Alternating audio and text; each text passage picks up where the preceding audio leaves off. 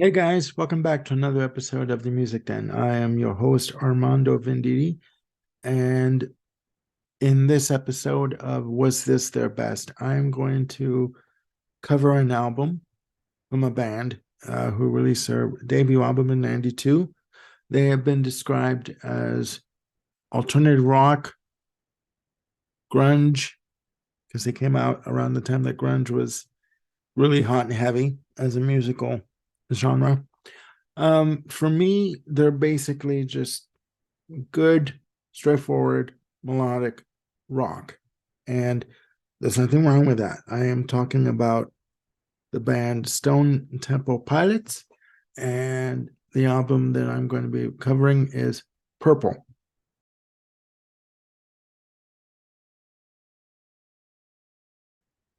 Now, it was released in 1994 on Atlantic Records, produced by Brendan O'Brien. In this version of the band, you had the original lineup. You had Scott Weiland on vocals, Dean DeLeo on guitars, Robert DeLeo on bass and backing vocals, and on drums, Eric Kretz. Now, uh, I saw Stone Temple Pilots open up for the Rolling Stones. It was the summer of '94. So it was just around the time of before the album came out. And they were good opening up for the Stones. They were really good. Um, this band has had difficulty in terms of drama in the public eye, with Scott Weiland going into rehab multiple times.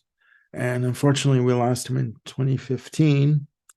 But for this album, in my opinion, they were on top. They were white hot. The singles that were released from the album, the first one was, and again, Forgive the Glare. But the first single was Vaseline, which just clocks in just over 2 minutes, maybe about three, not very long. An amazing track. Just the arrangement on it, it's just, the delivery of the vocals and the rhythm is just, it's amazing. It's an amazing piece of work. Other tracks on the album of note are Interstate Love Song, which reminds me of Zeppelin around the Houses of the Holy era, Loungefly, uh, Unglued, which is just a killer, breakneck, fast-paced track.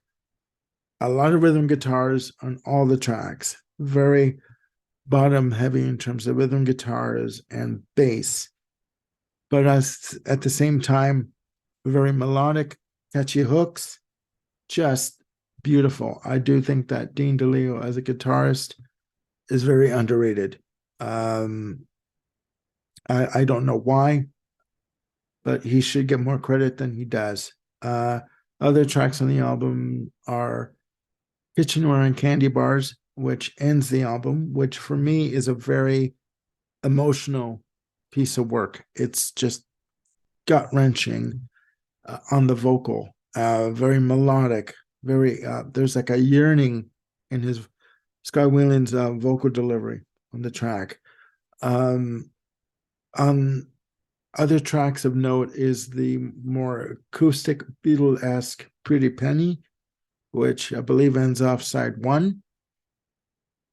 But there's just hooks all over this album, and the guitar work and the melodies and the structures are just, every song is memorable. Every song hits you on a level, like on a very I guess basic level, that it leaves you wanting more. And unfortunately, the album is only like 47 minutes. It's not very long. There are 11 tracks. I don't know if I mentioned it already, but yeah, 11 songs and just killer. Um, I have some of their other albums. I have Core from '92. I have Number Four. I have Tiny Music Songs from the Vatican Gift Shop, which I think I did give away because follow up that was a follow up to Purple. It was 2 years after Purple, and it it just was not memorable. I'm sorry. It's just they basically shit the bed when they did that album. I don't know what they were thinking. I do have from 2000, and I believe it was 2001, Shangri-La Di Da, which is good, um, with the track Days of the Week. But Purple is the one album that I come back to all the time. It is just beautiful. Um, they can be soft and emotional when they need to be, and they can kick you in the gut with a fast-paced rocker when they want to. Sorry. So yeah. You see, and a lot of the times when I pick these albums, um, they may not have sold a lot of copies. Well, I mean, this one did, but for me, that doesn't matter. It's what you like, right? It's what draws you to the music. It's what makes you feel any emotions about it that come to mind, or that stick with you and that stick in your head and your heart. And for me, this album has to be their best release. They've um had other vocalists, the newest vocalist, the name is escaping me right now. I believe it's Jeff Goltz. But they also, once Scott Whelan left the band, they also had, or was kicked out of the band. They had Chester Bennington, who also passed away in 2017, and they've been releasing albums. Their last release was in 2019, but this is the one. Purple is the one that I come back to all the time, and I will put this above any other album that they've ever released as just a stellar piece of work. Um, you know, I'm going to end up repeating myself, so I'm just going to stop it right there and just say this is my favorite album from the band. I do believe that this is their best.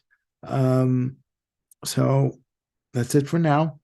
Please hit like and subscribe, and hit the notification bell to be on top of any other product or content that I'm going to be posting. And please, down below, leave your comments. Let me know what you think. Do you think this is their best album? Do you not think so? Which album do you think is their best? Um, you know, again, there are no wrong answers. So for now, I will leave you, and hopefully you guys are looking after yourselves and each other. And I'll be back soon with another video. Bye for now.